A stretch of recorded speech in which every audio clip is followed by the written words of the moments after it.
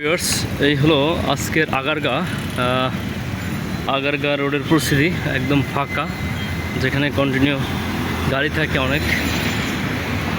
তো একদম ফাঁকা অবস্থা, কোনো লোকজন নেই, মানুষজন নেই।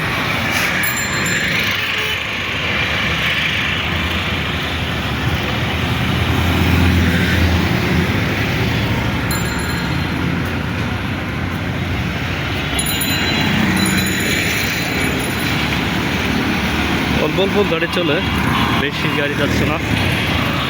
এখানে ম্যাক্সিমাম তো সরকারি অফিস এবং হলো হসপিটাল। তো অসুস্থ রোগী, তারপর সরকারি যারা চাকরিজীবী তারাই একটু বেশি আসছে। তাছাড়া এখানে তেমন কেউ আসে না। একদম এরকম ফাঁকা রাস্তা কখন থাকে না, ফাঁকা রিক্সা এরকম অবস্থা, প্রত্যেকটা রিক্সায় লোক থাকে। এই হলো আর কি অবস্থা।